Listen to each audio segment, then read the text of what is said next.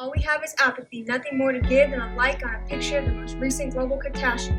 Our brains have been turned off. We mindlessly scroll through the feeds of our social media, looking for attention to mask our insecurities, photoshopping our pictures to hide our impurities, putting all of our identity into what other people say about us. The mental instability of that is something we should discuss.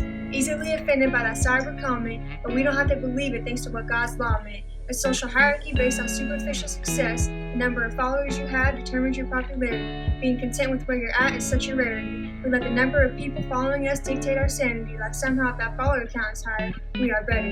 Hitler had thousands, Jesus had 12. A reality that we would rather show. We desire only love that's physical, whatever feels good must be right. That's the idea that society preaches, but couldn't be farther from what Jesus teaches. The problem with our generation is we seek love from the wrong places. The effects prove to be critical and as cynical as stone cold faces.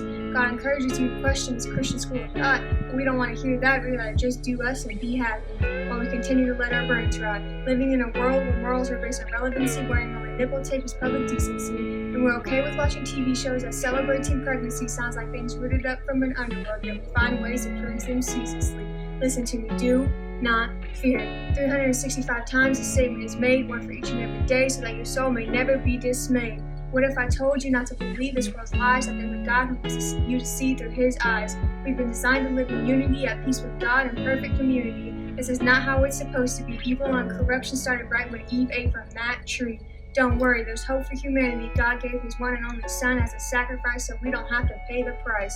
A love so bold it can turn the hardest heart that's ice cold, and each and every time He makes a new bold, He shouts with joy and exclaims, "Behold, a child of mine that I love twofold." It's all in the good book. I encourage you to give it a good long hard look. You see that He guides us to protect us from the things that the devil brings.